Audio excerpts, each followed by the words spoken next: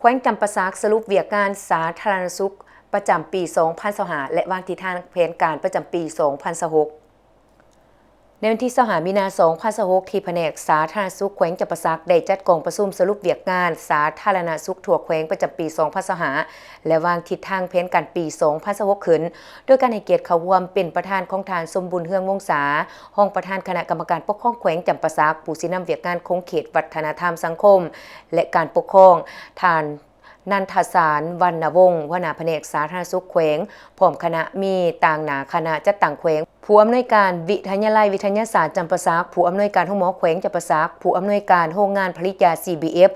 หัวหน้าห้องหัวหน้าแผนกสาธารณสุขแขวง3แขวงสารวัตรเซกองและอัตตปือจาก3แผนกการออมข้างแขวงแรงงานและสวัสดิการสังคมแขวงแผนกศึกษาธิการและกีฬาแผนกวัฒนธรรมและการท่องเที่ยวห้องหัวหน้าแผนกสาธารณสุขแขวงทานหัวหน้าห้องหัวหน้าของการสาธารณสุขนครและเก่าเมืองคณะแขนงการของแผนกสาธารณสุขในทั่วแขวงเขาร่วมท่านนันทสารวรรณวงศ์หัวหน้าแผนกสาธารณสุขแขวงได้กล่าวว่ากองประชุมสรุปเวียกงานสาธารณสุขแขวงจำปาสักประจำปี 2025 และวางทิศทางแผนการปี 2026 เป็นกองประชุมที่มีความหมายความสำคัญที่สุดซึ่งจะได้ทบทวนขึ้นสรุปตีราคาผลการจัดตั้งปฏิบัติเวียกงานสาธารณสุขขอบด่านของแขวงจำปาสักในระยะ1 ปีผ่านมาในนั้นยังจะได้คุ้นคั่วปรึกษาหารือปัญหาสิ่งท้าทายและขอคงข้างต่างๆผมทางจะได้โศกหาวิธีแก้ไขหัวมือในตัวหนาในการพัฒนาเวียกงานสาธารณสุขทั่วแขวงจำปาสักในระยะ1 ปีผ่านมาถึงแม้ว่าการจัดตั้งปฏิบัติแผนพัฒนาเศรษฐกิจสังคมก็คือแผนการจัดตั้งปฏิบัติแผนพัฒนาสาธารณสุขอยู่ขันแขวงและเมืองได้พบข้อยุ่งยากหลายเป็นต้น